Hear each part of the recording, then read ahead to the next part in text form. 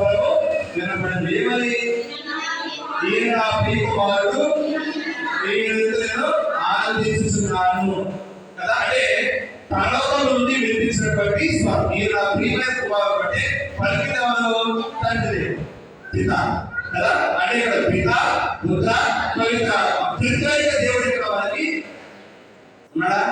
సాక్షాత్కరిస్తున్నాడు. పరిపూర్ణమైనటువంటి సాక్షాత్కారం. నేను త్రిత్రైక దేవుడి అని చెప్పి తాను ఈ బాప్తిస్మము ద్వారా మనకి సాక్షాత్కరించుకున్నాడు. నీవు జ్ఞానస్నానం పొందడం ద్వారా నీవు ఈ త్రిత్రైక దేవుడిలో ఈ త్రిత్రైక దేవుడు అనే పరిపూర్ణమైనటువంటి సాక్షాత్కారాన్ని ప్రతి ఒక్కరు కూడా పొందుతారు. అలాంటి భాగ్యాన్ని మనకి కూడా అంటే క్రీస్తు జ్ఞానస్నానాన్ని పొందుతున్నారు. జ్ఞానస్నానం అంటే మనకి ఆశావాసిగా మనం చూస్తున్నాం.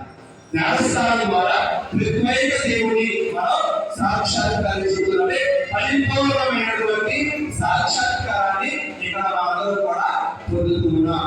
ఈ సత్యాన్ని మనం అర్థం చేసుకుని ఈ జ్ఞానస్నానం ద్వారా మనం కనుక పవిత్రమైన జీవితాన్ని జీవించడానికి ప్రయత్నం చేస్తే ఈ పరిపూర్ణమైనటువంటి సాక్షాత్కార భాగ్యం మనందరికీ కూడా దొరుకుతుంది. ప్రియ సహోదరి సహోదరుల, ఈరోజు మనం రెండో భాగంలో చూస్తూ ఉన్నాం.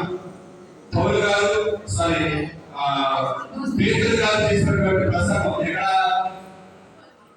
చేశాడు? కొన్నేళ్ళ చేశాడు. ఎవరికి పొందేది సకాలంలోనే అన్యుడు దేవుడు అంటే తెలియని వాడు పొందేది. అక్కడ పేతురు